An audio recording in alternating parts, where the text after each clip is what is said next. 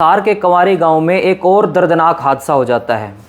आपको याद होगा कि बहादुरगढ़ के विधायक नफे सिंह राठी जी को गाड़ी रुकवाकर गोलियों से भून दिया गया था। एक चर्चित चेहरा थे हरियाणा राजनीति की, इनेलो पार्टी के अंदर प्रदेशाध्यक्ष थे, लेकिन उनको बदमाशों ने गोलियों से छलनी कर दिया। सेम उसी जैसा मिलता जुलता एक हादसा हरियाणा के हिसार के नज़दीक लगते कंवारी गांव में भी हुआ है। इस बार विधायक नहीं, इस बार सरपंच को शिकार किया गया है। कंवारी गांव के मौजूदा सरपंच संजय सिंह के ऊपर लगभग 5-6 गोलियां मारी और उसके बाद उनकी मौके पर ही मृत्यु हो जाती है। तो हरियाणा के अंदर लगभग 10 दिन के अंदर अंदर दूसरा ये बड़ा वाकया हुआ है, जिसके अंदर एक मौजूदा सरपंच को गोलियों से छलनी कर दिया गया है। इसके पीछे वजह अभी तक ये बताई जा रही है। हालांकि ये हादसा कल ही हुआ है। अभी तक की इन्वेस्टिगेशन में ये निकल के सामने आया है कि उनका जो बढ़ता कद था और राजनीति के अंदर जो उनकी इन्वॉल्वमेंट थी, वो हांसी के विधायक विनोद बिहाना के भी काफ़ी क्लोज थे। और उनको जैसे ही गोलियां मारी गई तो लोगों ने उनको जो है सपरा हॉस्पिटल में पहुंचाया, लेकिन डॉक्टर्स ने उनकी नब्ज चेक करी और उनको मृत घोषित कर दिया। भाजपा के काफ़ी करीबी थे और काफ़ी विकास कार्य करवाया करते थे कंवारी गांव में, लेकिन कुछ लोगों को उनका विकास कार्य और उनका राजनीति के अंदर बढ़ता कद पसंद नहीं आ रहा था। कुछ ऐसा भी बता रहे हैं सूत्र कि उनके बेटे की भी किसी के साथ कोई मामूली कहासुनी या रंजिश चल रही थी, जिसके फलस्वरूप ये इसको अंजाम दिया गया।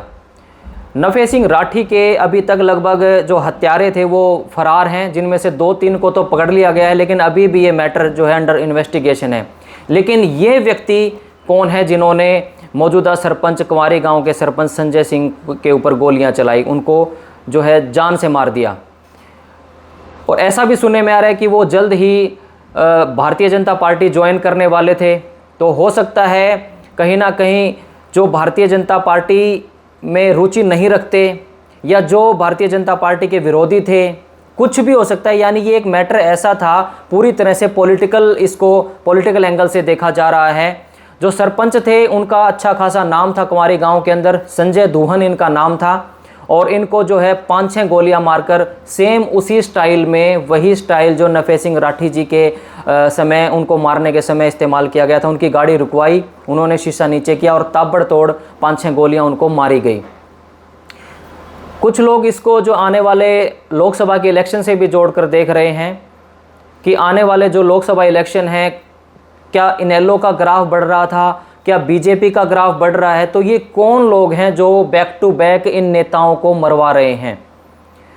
नफे सिंह हत्याकांड के अंदर जो अभी तक सामने आया है, बताया जा रहा है कि जो उनके परिवार वालों ने बताया है कि इसमें लॉरेंस बिश्नोई गैंग का कोई हाथ नहीं है, ऐसा उनके परिवार वालों ने बोला है।